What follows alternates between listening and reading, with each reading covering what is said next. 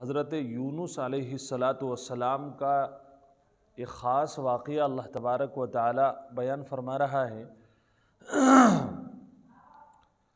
और कौम यूनुस, हज़रत यूनुस अलैहिस्सलातु वस्सलाम की जो कौम है, इसमें हज़रत यूनुस अलैहिस्सलातु वस्सलाम ने 7 साल मेहनत की। 7 साल तक लगातार लोगों को समझाया और ये कहा कि देखो अल्लाह की मान लो, अल्लाह की इबादत करो, ये बुतों की पूजा छोड़ दो, गैरुल्लाह से मांगना छोड़ दो, अल्लाह के से मांगना शुरू करो। लेकिन उन लोगों को बात समझ में नहीं आई। एक वक्त वो आया कि जब उनकी हठधर्मी ज़्यादा बढ़ने लगी तो हज़रत यूनुस अलैहिस्सलातु वस्सलाम ने फरमाया कि अब से 3 दिन के बाद तुम्हारे ऊपर अज़ाब आएगा। ये अहम बात थी जो हज़रत यूनुस अलैहिस्सलातु वस्सलाम ने बयान फरमाई, क्योंकि अज़ाब का ऐलान करना ये आखिरी बात होती है, इसके बाद कोई बात नहीं, सिर्फ अज़ाब आएगा। हज़रत यूनुस अलैहिस्सलातु वस्सलाम ने इधर ऐलान फरमाया और जब ये दिन गुजरते चले गए और तीसरा दिन आया और ऊपर से उनके ऊपर बादल आने लगे, काले काले बादल। रिवायत ये कहती हैं कि छतों के ऊपर काली घटा छा गई। जैसे कि मिसाल के तौर पर पहाड़ों पर घर होते हैं नैनीताल वगैरह में, तो बहुत सारी जगहें, टापू ऐसे होते हैं कि उसके ऊपर आप चढ़ जाएं और बादल जो आ रहे हैं आप उस पर हाथ मार सकते हैं, क्योंकि वो रुई के गाले की तरह होते हैं, नीचे से हमें लगता है ठोस चीज़ है। तो वो घटाएं इतनी करीब आ गई थी जैसे कि बिल्कुल छत पर। अब उन्होंने जब ये बात देखी तो अब से पहले तो हज़रत यूनुस अलैहिस्सलातु वस्सलाम की बात उनकी समझ में आ नहीं रही थी, लेकिन जब अज़ाब करीब से देखा तब उन्होंने ये कहा कि भाई ठीक है, आमन्ना बिमा जा बिही यूनुस, कि यूनुस को तलाश करो और उससे कहो कि हम उसके रब पर ईमान लेकर के आ गए, हम उसकी तालीमात पर ईमान ले आए, हम उसके लाए हुए हिदायत पर ईमान ले आए। हज़रत यूनुस अलैहिस्सलातु वस्सलाम ने जैसे ही उन लोगों को वार्निंग दी थी, उसी जगह से और उसी वक्त से अपने चंद ईमान वालों को लेकर के बस्ती से निकल गए, क्योंकि अज़ाब आ जाएगा। अब जब वो बाहर निकले तो अब किसी के हाथ कहाँ आते हैं। अब ये लोग तलाश कर रहे हैं कि भाई अगर यूनुस मिले तो हम उनसे कहें कि भाई अल्लाह से कहो कि हम तौबा कर रहे हैं, हमारी तौबा को कबूल किया जाए, क्योंकि उन्हें पता ही नहीं था कि भाई तौबा कैसे होती है। ये तो अल्लाह का करम था कि हज़रत यूनुस अलैहिस्सलातु वस्सलाम के बगैर भी अल्लाह ने तौबा कबूल कर ली, क्योंकि उसे तौबा कबूल करने में किसी तीसरे की ज़रूरत नहीं होती है। अब हज़रत यूनुस अलैहिस्सलातु वस्सलाम को तलाश किया जा रहा है, उनमें से कहीं पर भी देखने पर आ नहीं रहे वो। अब इन लोगों ने क्या किया, अपने बच्चों को लिया, अपने जानवरों को लिया, अपने बूढ़ों को लिया और ये भी बस्ती से निकल गए। मकसद ये था कि अब हम जंगल में जाएंगे, बस्ती छोड़ेंगे और वहां जाकर के सब मिलकर के एक साथ अल्लाह को मनाएंगे। भागना मकसद नहीं था। उन्हें ये आहट हो गई थी शायद अल्लाह की तरफ से कि भाई देखो हम बच तो सकते नहीं अल्लाह के अजाब से, और एक साथ किसी घर में जमा नहीं हो सकते, तो अब ऐसा फील्ड चाहिए जिसके अंदर सब लोग जमा हो जाए। जो नमाज इस्तिस्का पढ़ी जाती है बारिश के लिए, वो इसीलिए पढ़ी जाती है एक साथ के बस्ती से बाहर हो, ताकि तमाम लोग जमा हो जाएं। क्या मालूम किसकी आमीन अल्लाह के यहां पसंद हो जाए। अब ये सब लोग निकल गए। रिवायत ये कहती हैं कि उन लोगों ने जो रोना शुरू किया है अल्लाह के सामने, ऐसा रोए कि हज़रत यूनुस अलैहिस्सलातु वस्सलाम की 7 साल की मेहनत एक तरफ और उनकी ये गिरिया उजारी एक तरफ। ऐ अल्लाह गलती हो गई, यूनुस समझाते रहे, हम माने नहीं उनकी बात को। ऐ अल्लाह तेरे सिवा इस अजाब को कोई टाल नहीं सकता, ये यूनुस हमें बता चुके हैं। ऐ अल्लाह हम तुझसे माफ़ी मांगते हैं, आइंदा गुनाह ना करने की तौबा करते हैं, अल्लाह कबूल फरमा ले। अल्लाह तबारक व तआला ने आखिरी वक्त में भी उनकी दुआ को कबूल फरमाया। अल्लाह का ज़ाब्ता है, हदीस पाक में है, अत्ताइबु मिनज़्ज़म्मि कमन ला ज़म्म लह। जब इंसान गुनाहों से तौबा करता है तो अल्लाह के यहां पर एक वक्त वो आता है, अगर तौबा कबूल हो जाए तो अल्लाह पूरी जिंदगी के गुनाहों से भरे हुए रजिस्टर पर एक वक्त में रेजर लगा देता है और पूरे रजिस्टर को एक दफा में हिसाब कर देता है। हदीस में एक जगह यह भी है कि अगर बंदा समंदर के झागों के बराबर भी गुनाह अल्लाह के सामने लेकर के आए और सच्चे दिल से एक आंसू बहा दे जो नदामत का हो, अय्यारी और मक्कारी का ना हो, दिखावे का ना हो। सिर्फ वो आंसू ऐसा होना चाहिए कि उसे वो जानता हो और उसका रब जानता हो, इतना इखलास हो। अब कोई देख भी ले तीसरा आदमी तो फर्क नहीं पड़ता है। अल्लाह के नबी सल्लल्लाहु अलैहि वसल्लम ने फरमाया कि अल्लाह एक आंसू के बदले समंदर के झागों के बराबर गुनाह को माफ फरमा देता है। अल्लाह को मेरे और आपके आंसुओं की इतनी कदर है, लेकिन हमें अल्लाह की नेमतों की कदर नहीं है। हजरत यूनुस अलैहिस्सलाम की इस कौम ने बाहर जाकर के बहरहाल दुआ मांगी और अल्लाह ने कबूल फरमा ली। अब यहां एक मसला इल्मी छिड़ गया कि भाई अल्लाह का तो कायदा यह है कि जब आज़ाब आना शुरू हो जाए तो फिर किसी की तौबा कबूल नहीं होती है। यानी गरगरे की हालत जो होती है ना, मौत से पहले की हालत जिसमें इंसान बेहोश हो जाता है, उसे पता नहीं मैं कहां पर हूं, उसे पता नहीं मैं क्या कह रहा हूं, उस वक्त की तौबा कबूल नहीं होती। ऐसे ही अल्लाह का अजाब जब आ जाए और उस वक्त अगर कोई तौबा करता है तो तौबा कबूल नहीं होती। और उसकी दलील में वो लोग पेश करते हैं, हजरत मूसा अलैहिस्सलाम का पीछा करते हुए फिरौन आया था, आमनतु अन्नहु ला इलाहा इल्लल्लज़ी आमनत बिही बनु इसराइल। उसने कहा था कि मैं गर्क हो रहा हूं, मुझे मालूम पड़ गया है कि मूसा का रब सच्चा रब है, लिहाजा मैं बनी इसराइल जिसको अपना रब मानते हैं, ये ईमान वाले जिसको अपना रब मानते हैं, मैं भी आज से कहता हूं कि फिरौन अल्लाह की मानने वाला, अल्लाह के हुक्म का मानने वाला आज से ही बनता है। मैं ऐलान कर रहा हूं अपने ईमान का। लेकिन अल्लाह ने फरमाया नहीं, आन अब देर हो गई, तूने अब देर कर दी, क्योंकि इस हालत में जबकि अल्लाह का अजाब शुरू हो जाए तो फिर अल्लाह ताला किसी की दुआ को, किसी के ईमान को कबूल नहीं करता है। अरे भाई, आजमाइश तो वही है ना जब आपको दोनों तरह के इख्तियारात हो। अगर अल्लाह अभी आगे आ रहा है, अगर अल्लाह चाहे तो क्या सारे लोगों को ईमान में दाखिल नहीं कर सकता है? सबको कर सकता है। वो तो अगर हिसाब लेने पर आ जाए, डंडी से तोलने पर आ जाए तो किसी आदमी को सोने ना मिले। बड़े से बड़े ईमान वाले को अगर लुकमा बवजन नेक आमाल मिलने लगे तो शायद हम में से कितने लोग तो ऐसे ही 3-4 दिन में निकल जाएंगे, क्योंकि उसके एक लुकमे के बराबर भी पूरी जिंदगी के अमाल नहीं है। अब हजरत मूसा अलैहिस्सलाम के दौर में फिरौन ने ये बात कही, तो अब फिरौन की बात को नहीं माना गया है। और अल्लाह तबारक व तआला का ज़ाब्ता है कि जिस वक्त आपको दोनों ताकतें हासिल है, गुनाह भी कर सकते हो, नेकी भी कर सकते हो, उस वक्त गुनाह वाले नफ्स को दबा करके नेकी वाले नफ्स को उभारना और उसके बाद नेकी करना, ये इस पर अल्लाह को प्यार आता है। अल्लाह फरिश्तों से भी ये जो है बफख्र कहता है कि देखो तुमने जो है इश्काल किया था बनी आदम को बनाने पर, लेकिन देखो ये चाहता तो गुनाह भी कर सकता था लेकिन इसने नहीं किया।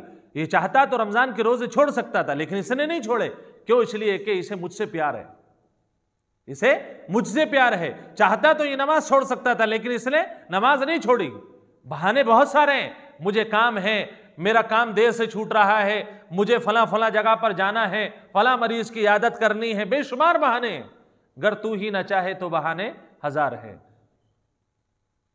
लेकिन जब बंदे को अल्लाह से प्यार हो जाता है तो बंदा किसी हाल में भी हो अपने रब को राजी करने की कोशिश करता है।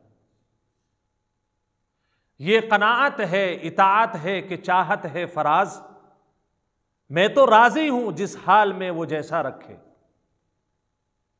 मुझे अल्लाह से राजी रहना चाहिए। लेकिन ये जो बात चल रही है कि कौम यूनुस को माफ कर दिया गया और कौमों को क्यों नहीं माफ किया गया? फिरऔन ने भी तो अजाब के आने के वक्त तौबा मांगी थी लेकिन कबूल नहीं हुई। कौम यूनुस की तौबा क्यों कबूल हो गई? तो मुफस्सिरीन में से एक बड़ा तबका ये कहता है कि साहब ऐसा नहीं है, अजाब शुरू नहीं हुआ था, बस बतौर अलामत अल्लाह ताला ने घटा को भेज दिया था। अजाब आ जाता तो इनकी तौबा कबूल नहीं होती, वो एक निशानी के तौर पर भेजा था, देखते हैं कि मानेंगे या नहीं मानेंगे। लेकिन उन्होंने एकदम से समझदारी से काम लिया और उसके बाद जो है उन्होंने ईमान कबूल कर लिया। लिहाजा ऐसी सूरत में यह गरगरे की हालत नहीं कहलाएगी और इस वक्त की तौबा मोतबर होगी। अब देखिए, लम्मा आमनू कशफना अन्हुम अदाबल खज़ी फिल हयातिद दुनिया, जब वो लोग लम्मा आमनू कशफना, यानी ईमान ले आए जब वो लोग, उनकी दुआ को कबूल कर लिया गया तो हमने उन पर दुनियावी रुसवाई का अजाब हटा लिया। वमत्तअनाहुम इला हीन, और हमने उनको एक मुकर्ररा वक्त तक या एक वक्त तक हमने उनको फायदा उठाने दिया, यानी हमने जिंदगी बख्श दी। और फिर उस वक्त तक, जब तक उनकी मौत का वक्त तय था, उस वक्त तक हमने उन पर कोई अजाब नहीं भेजा। ये मतलब है हर तरह की नेमतें, आसाइशें दी अल्लाह तबारक व तआला ने। अब एक मसला ये आता है कि भाई वो जो ईमान कबूल हुआ है और अल्लाह ने उसका इनाम भी बयान कर दिया कि जब तक ये जिंदा रहेंगे हम इन पर अपनी नेमतें जारी करते रहेंगे। अब ये बताइए कि ये नेमतें दुनिया में ही रहेंगी या जन्नत में भी इस तौबा का कोई फल मिलेगा? कहीं ऐसा तो नहीं है कि इनकी तौबा जो है वो शॉर्ट थी, जल्दी में इन्होंने तौबा की थी, लिहाजा दुनिया में तो ठीक है हम बख्श देंगे, लेकिन आखिरत में आओगे तो फिर पकड़ हो जाएगी। इसमें मुफस्सिरीन का एक बड़ा तबका ये कहता है, नहीं जी, अल्लाह की रहमत इतनी छोटी नहीं है कि साहब तुम्हारी तौबा बस इतनी ही है कि दुनिया तक तुम्हारी तौबा का एतबार होगा। नहीं साहब, अल्लाह जब माफ करता है तो बिल्कुल ही माफ कर देता है, और जब वो किसी को माफ करता है तो किसी को कोई इश्काल नहीं होता है। वो तो कादिर मुतलक है, जिसको चाहे माफ करे, जिसको चाहे इनाम दे। अब अल्लाह माफ कर रहा है और वो ऐलान मुकम्मल कर रहा है, और हम ये कहें कि बस उनकी दुनिया तक ही तौबा कबूल है, ये अल्लाह की शान के मुताबिक नहीं है। अल्लाह की शान ये है कि जब वो जहां चाहे, जिस वक्त चाहे, जिसको चाहे माफ कर सकता है। वलौ शाअ रब्बुका लआमन मन फिल अर्दि कुल्लुहुम जमीआ। ये जो सिलसिला मैंने अभी बताया था ना पीछे कि अल्लाह तबारक व तआला बंदे को देखना चाहता है, इन्ना हदैनाहु सबीला इम्मा शाकिरा व इम्मा कफूरा। अल्लाह ताकत देकर के देखना चाहता है कि बंदा गलत रास्ता चुनेगा या सही रास्ता चुनेगा। और जहां तक बात रही कि साहब ये जन्नत और जहन्नम का सिस्टम ही खत्म कर दिया जाता, अगर अल्लाह चाहता ही ये है कि हम नेक अमाल करें तो फिर हमारे दिलों को उसने क्यों नहीं पलटा? बहुत सारे लोग गैर मुस्लिम ये सवाल करते हैं कि भाई आपको दावत का हुक्म दे दिया, रसूलों को भेज दिया, कुरान को भेज दिया, अगर अल्लाह हमारे बारे में अगर वो ये चाहता है हम जन्नती बने, तो क्या अल्लाह की कुदरत नहीं है कि वो हमें पैदाइशी तौर पर ही ऐसा बना देता कि हम कोई अमल गलत करते ही नहीं? तो जी हां, अल्लाह की कुदरत है।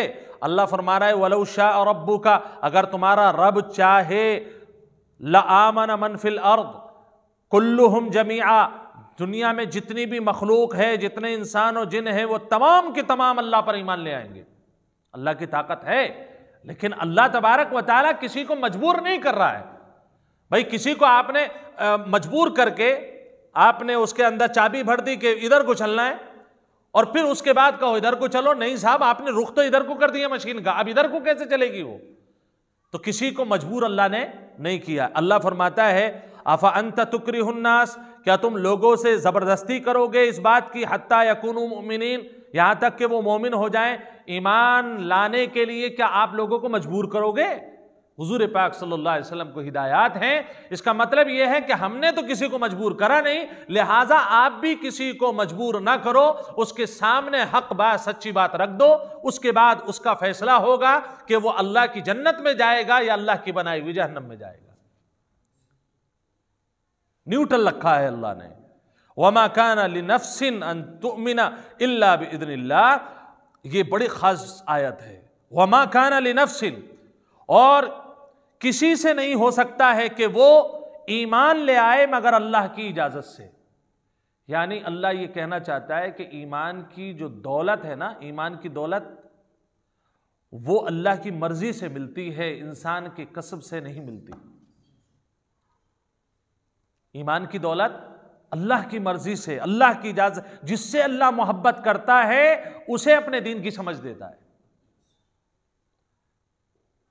वयजअलुर्रिज्स अलल्लज़ीना ला यअक़िलून, और अल्लाह उन लोगों पर गंदगी डाल देता है। गंदगी का मतलब कुफ्र, शिर्क, बदजनी, बदगुमानी, अल्लाह से गलत राय रखना, अल्लाह के बारे में, रसूलों के बारे में गलत राय रखना। ये किन लोगों के साथ होता है? ये वसवसे किन के पास आते हैं? फरमाया कि ये गंदगी उन लोगों पर आती है जो समझते नहीं, अकल का इस्तेमाल नहीं करते। सारी जगहों पर अकल चल जाएगी, यहां आकर के अकल बंद हो जाती है। भाई दीन का और हलवे का क्या ताल्लुक है? कोई जोड़ समझ में आ रहा है आपकी? अभी देखिए, अभी 15 तारीख आने वाली है शाबान की। अल्लाह के नबी मोहम्मद रसूलुल्लाह सल्लल्लाहु अलैहि वसल्लम के आप आमाल जानते हैं? रजब के महीने में आका अलैहिस्सलातु वस्सलाम दुआ फरमाते थे, अल्लाहुम्मा बारिक लना फी रजब व शाबान व बल्लिगना रमज़ान। ए अल्लाह, रजब का महीना तो देख लिया, ए अल्लाह इसमें बरकत दे, हमें ताकत दे। ए अल्लाह, शाबान का महीना भी आएगा, ए अल्लाह उसमें भी ताकत दे, और इतनी ताकत दे कि बल्लिगना रमज़ान, हमें रमज़ान तक तो पहुंचा दे। इतना बाबरकत महीना आ रहा है। हुजूर पाक सल्लल्लाहु अलैहि वसल्लम के बारे में हज़रत आयशा रज़ियल्लाहु ताला अन्हा फरमाती है कि जितना एहतिमाम रोज़े रखने का रमज़ान के अलावा आप शाबान में फरमाते थे, किसी और महीनों में इतना नहीं देखा गया। बल्कि कभी कभी ऐसा लगता था कि आका अलैहिस्सलातु वस्सलाम शाबान का, यानी जो चल रहा है महीना, हलवे वाला महीना, इसमें ऐसा लगता था कि आप किसी एक दिन का भी रोज़ा नहीं छोड़ेंगे। किसी ने रखा रोज़ा, कोई बताता है आपको रोज़े के बारे में? और ये क्यों होता था? रिहर्सल रमजान की। अब आपको मैं बताऊं, जो बुर्ज खलीफा जो आप देखते हैं टावर, वो मीटरों के हिसाब से ऊंचा है, मीटरों के हिसाब से ऊंचा है वो। उस पर से आम आदमी हम में से अगर कोई देख ले, जो दुमजले पे भी न चढ़ा हो, ऊपर से अगर नीचे सिर्फ उसे झांकने को कह दीजिए, पेशाब निकल जाएगा उसका। और आपको ये बता दूं, अगर आप इंटरनेट की दुनिया से वाकिफ हैं, कि लोग ऊपर से कूद रहे हैं, एंजॉय कर रहे हैं। इतनी ऊपर से देखना जहां से महाल है, कुछ लोग वहां से पैराशूट लगाकर, कुछ बगैर पैराशूट के, कैसे ना कैसे करके ऊपर से कूद रहे हैं, और सिर्फ मस्ती के लिए, जहां से आप देख नहीं सकते। ये कैसे हो गया? वो लोग रिहर्सल करते हैं। पहले उन्हें सिखाया जाता है, 1 मंजिल से कूदो, फिर 2 मंजिल से कूदो, फिर 4 मंजिल से कूदो। एक वाकया मैंने कहीं पर पढ़ा था, एक पहलवान था अपने इलाके में, वो बैल उठा लिया करता था। अब नहीं मालूम इसकी क्या हकीकत है, लेकिन एक बात समझने के लिए काफी है।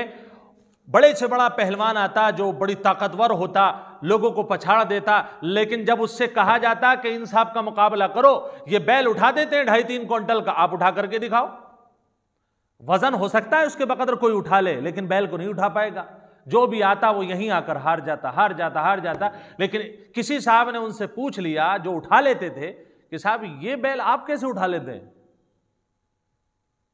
तो उसने कहा, साहब जिस दिन ये पैदा हुआ था ना, उस दिन से कोई दिन नागा नहीं गया, मैं इसे रोजाना उठाने की प्रैक्टिस करता हूं। अल्लाह इसे बढ़ाता रहा, मुझे एहसास भी नहीं हुआ कब ये बड़ा हो गया।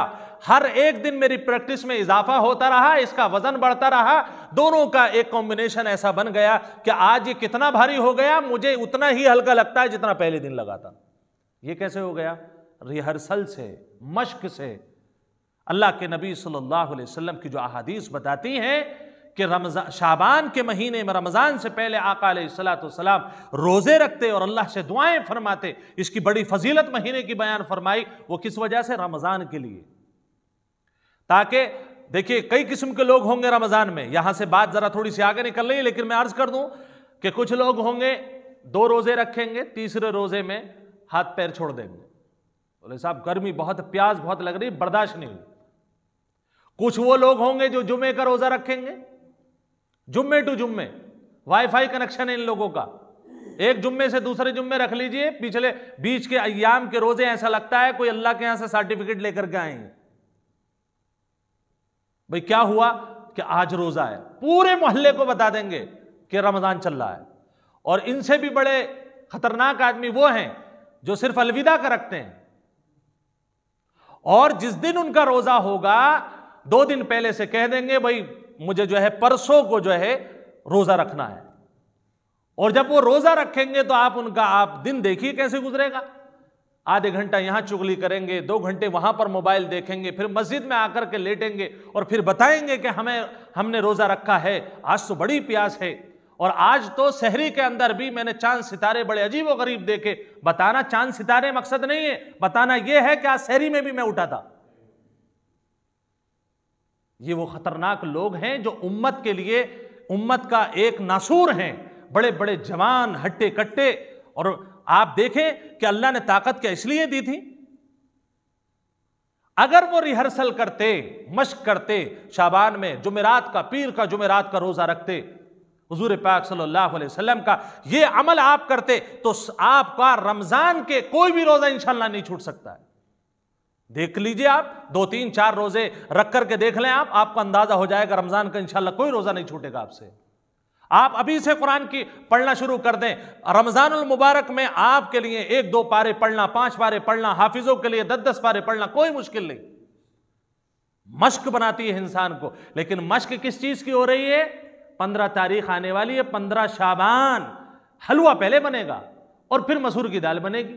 ये सारी जो चीजें हैं ये सब दीन से दूरी वाली चीजें हैं। फातिहा लगेगी, किस चीज पर लगेगी? भाई चटनी पे लगा लो, आज मौलाना नहीं लगाएंगे, उठ के भाग जाएंगे। माल पर लगेगी, खाने पीने की सहूलतें दी जा रही हैं। क्यों उम्मत को बर्बाद कर रहे हो? क्यों नहीं समझ रहे कि रसूलुल्लाह सल्लल्लाहु अलैहि वसल्लम फरमा रहे रोजा रखो, तुम ये कह रहे हो कि भाई अब चनों पे फातिहा होगी, अब रसगुल्लों पे फातिहा होगी, अब हलवे पर फातिहा होगी, अब जो है कम से कम मीठे चावलों पर फातिहा होगी। अब तो मेरे ख्याल में वो लोग भी खत्म हो गए जो मीठे चावलों पर पहले फातिहा लगा देते, अब वो भी खत्म हो गए।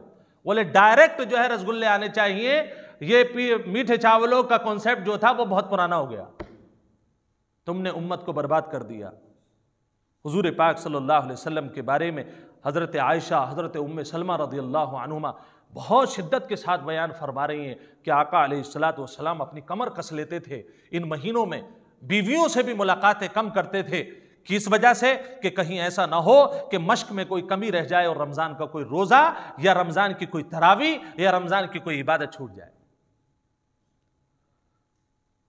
अल्लाह तबारक व तआला हिदायत नसीब फरमाए। अल्लाह ताला फरमा रहा है कि जो लोग अकल का इस्तेमाल नहीं करते उनके ऊपर फिर क्या होता है? अल्लाह की लानतें बरसना शुरू हो जाती। चलो मस्ती करो, जो तुम चाहते हो करते रहो, लेकिन हमारे यहां तुम्हें कुछ नहीं मिला। कुल इंजुरू मादा फिस समावाति वल अर्द, ये नबी आप फरमा दीजिए, इनसे कहिए आप कि देखो तो सही जो आसमान और जमीन में है, इन्हें देख करके तुम्हें लगता है कि अल्लाह के सिवा कोई और बना सकता है इन्हें?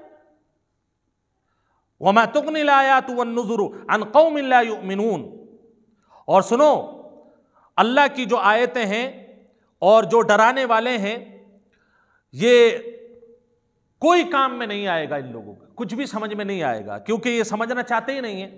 इन लोगों को अल्लाह की निशानियां और जो डराने वाले हैं उस कौम को फायदा नहीं दे सकते जो ईमान लाने वाली नहीं है। फहल यंतज़िरून इल्ला मिस्ल अय्यामिल लदीना खलौ मिन क़ब्लिहिम, अल्लाह तबारक व तआला फरमाता है क्या वो लोग इंतजार कर रहे हैं उन लोगों के अय्याम की तरह कि जो उनसे पहले गुजर गए?